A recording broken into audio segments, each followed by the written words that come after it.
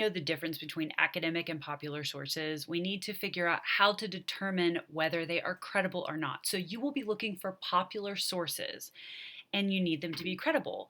In order to know that, you need to see that it has an identifiable author. There must be an author attached to this in some way.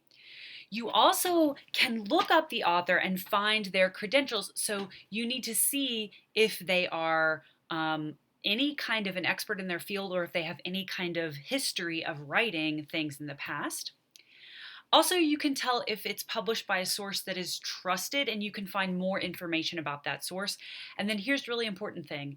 If the source is trying to sell you something, it's generally not considered credible. So we're going to go through several of the things that my students have sent me in the past to ask me whether they are credible sources for their projects. So we'll begin with this one. And right off the bat, whenever I clicked on this, it tries to sell me, to ask me to enter the email address and sell me a book. Now, that is not always the case. It's not always going to mean that something is bad because often websites that are news related are trying to sell you subscriptions, but it's just one thing we're going to keep in mind. So this man is Matt Fraser, so it does have an author, and he says that it's the most disturbing film I've ever seen and why you should watch it. So this is a review of a movie that the person wanted to use. And so we're seeing that it does have an author, but I wanted to know more about the author and I wanted to know more about this particular outlet. So I clicked on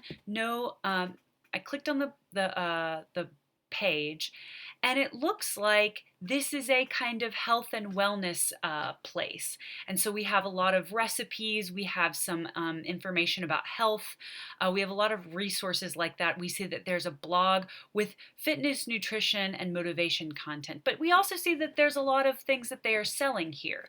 So I want to see if we can find any more about the people who are writing. So we see that this is a place to join a community, and it's seeming more like just a place to get more excited about working out. So we find that the team here is Matt Fraser, and he is the founder of this larger athletic sort of blog. And so my question, or the way that I responded to my student in this case, was I said, for the purpose of this paper, part of what it means to be credible is free of the attempt to sell something to you. So it looks like it's a great community for personal resources on health topics, but the man who wrote it is the founder of the company, and he's not really a film critic. So I said there are a lot of places on the sites that ask you to pay to be a member and to buy things. I said you can absolutely like this website, but it doesn't count as a credible source to talk about the media in this case. So that was that experience. The second thing I wanted to show you was this is something that one of my students sent to me as well. And they were writing about this artist and specifically about this music video, which is a really great music video. And here, the person wanted to use this information here, where it explains the reason that the song was written and more information about it. And I was interested in this and I thought it looked good, but at the same time I could not really find an author for this. And then I realized as I looked more and more that this is the artist's personal sort of professional website, and again they are interested in selling you their products, and also you want to have sort of a critic who's writing about this instead of the person who is connected with the artist.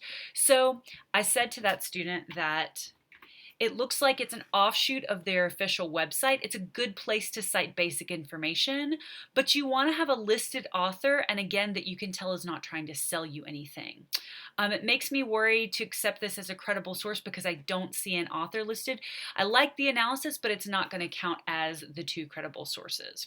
one of the two credible sources. And the last thing was this, and I was so tempted to accept this because doesn't this look very professional and reliable? And it's a nice sort of site layout that looks pretty good. And I think there's a lot of really good information. And you can absolutely, like I said, use this as part of your information, but it's not going to count as your credible source because if you click on first Chris Mikowski, who's probably really great, is a college hockey player, who doesn't continue without disabling, who doesn't major in business. He's a fan of comics, movies, anime, etc., etc. I stay in my room, submersed with these particulars, etc. So this person has written quite a bit, and it seems like this person is probably going to be a great media a media critic, but they're still in college at this point, and so they're not really a credible source. But I thought maybe they are, so let me see what this Odyssey thing is all about. And I found that Odyssey is a blog that hosts pretty much anyone. So affect positive social change by inviting people to share their perspectives, sharpen their opinions, and participate in meaningful conversations. So essentially, if you click here, anyone can sign up. And so it doesn't count as a credible source. And I explained this. While it looks credible and you can click on the author, I'm not sure that you would consider him a credible author because he's a university student who plays hockey. And you also find that the only thing you need to be able to write out articles for this blog site is a valid email address. So hopefully that gives you a little insight into what to look for when you're looking for credible sources.